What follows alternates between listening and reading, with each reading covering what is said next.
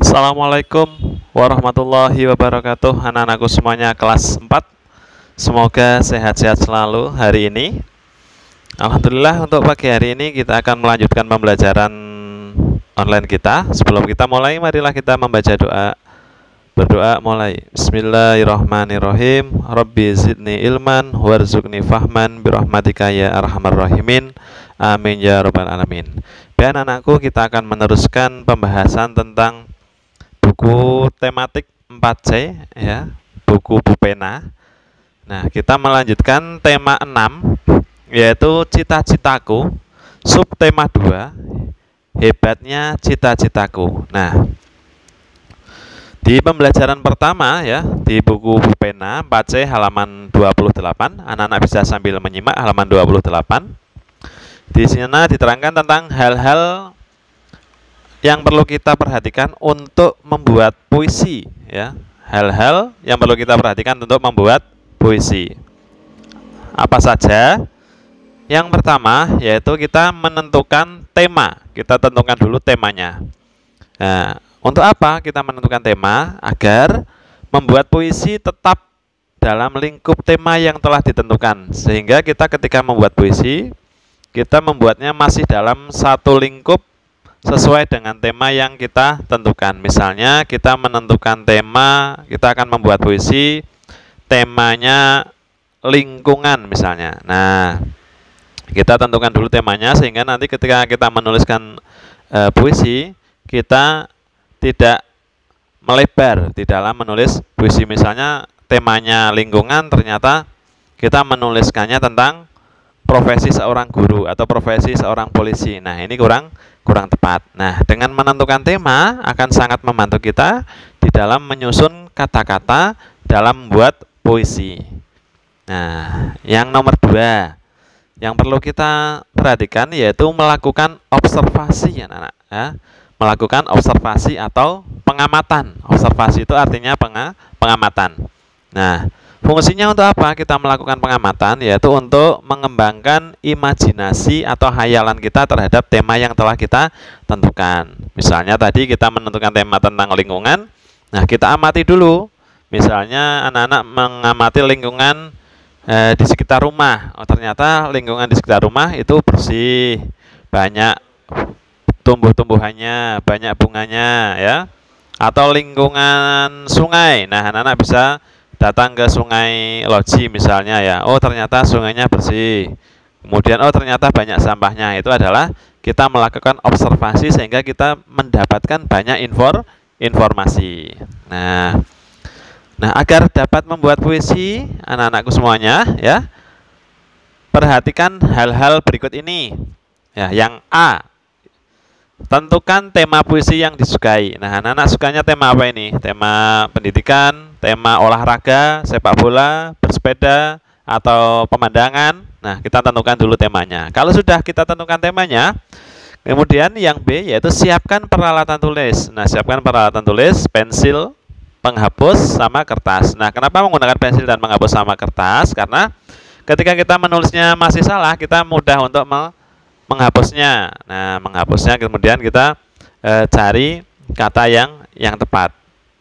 Nah, kemudian setelah itu yang C, lakukan observasi terhadap objek pada tema puisi. Nah, lakukan observasi atau pengamatan terhadap objek yang akan kita buat puisi. Nah, selanjutnya yang D, tentukan peristiwa yang sesuai dengan tema puisi. Ada peristiwa apa saja ketika kita melakukan pengamatan pada tema yang telah kita tentukan. Misalnya kita menentukan tema lingkungan, oh di sana ada peristiwa sungainya yang mengalir sangat deras, airnya sangat bersih. Nah, itu adalah peristiwa yang kita temukan saat kita melakukan pengamatan atau observasi.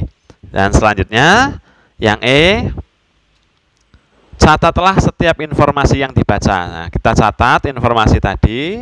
Setelah itu kita bisa mulai membuat mengarang sebuah puisi. Nah, untuk itu anak-anak Ustadz memberi tugas kepada kalian. Silakan kalian membuat puisi. Temanya bebas sesuai dengan kesukaan kalian dengan melakukan langkah-langkah yang tadi Ustadz setelah sampaikan. Setelah kalian jadi puisinya, silahkan difoto dan kirimkan ke nomor WA-nya Ustadz ya. Oke, kalau sudah kita lanjutkan pembahasan yang kedua.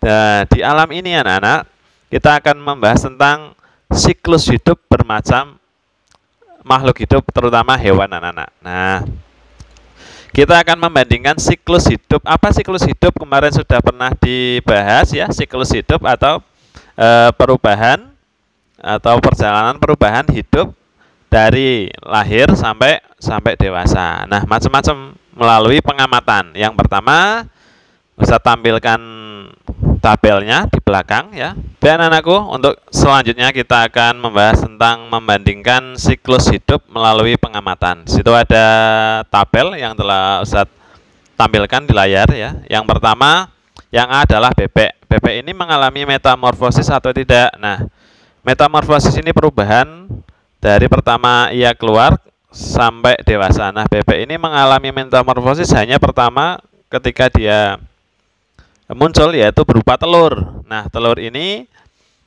pecah, kemudian berubah menjadi itik atau bebek. Nah, kemudian ikan lele. Ikan lele juga tidak mengalami, ikan lele ini tidak mengalami metamorfosis. Artinya dari kecil sampai dewasa bentuknya seperti itu atau sama, tidak mengalami perubahan yang signifikan. Kemudian capung. Capung ini hewan yang mengalami metamorfosis anak-anak, karena capung ketika pertama kali itu adalah telur, kemudian telur berubah menjadi nimfla, nimfla berubah menjadi capung dewasa. Nah, selanjutnya hewannya yaitu katak.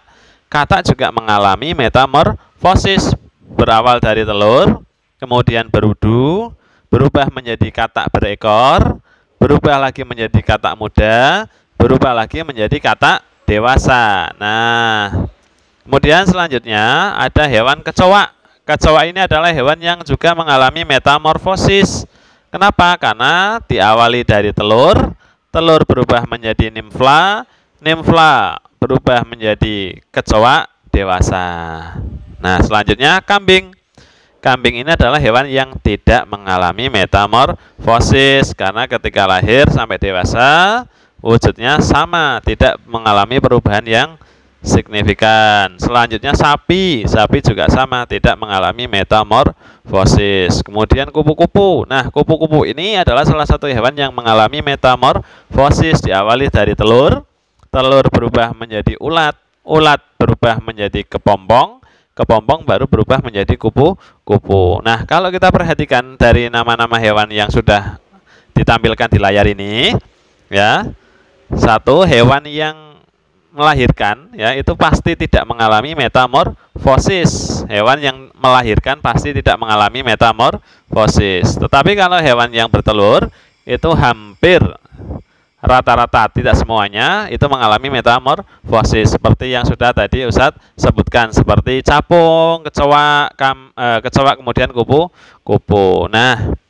metamorfosis itu dibagi menjadi dua. Yang pertama ada metamorfosis sempurna dan metamorfosis tidak sempurna. Metamorfosis sempurna itu yaitu yang melewati fase pupa atau kepompong. Ya, terdapat 4 fase perubahan dalam metamorfosis sempurna, yaitu dari telur berubah menjadi larva, berubah menjadi pupa atau kepompong, dan menjadi imago atau fase dewasa. Contohnya hewan apa yang mengalaminya? Yaitu ada hewan kupu-kupu, nyamuk, dan lalat.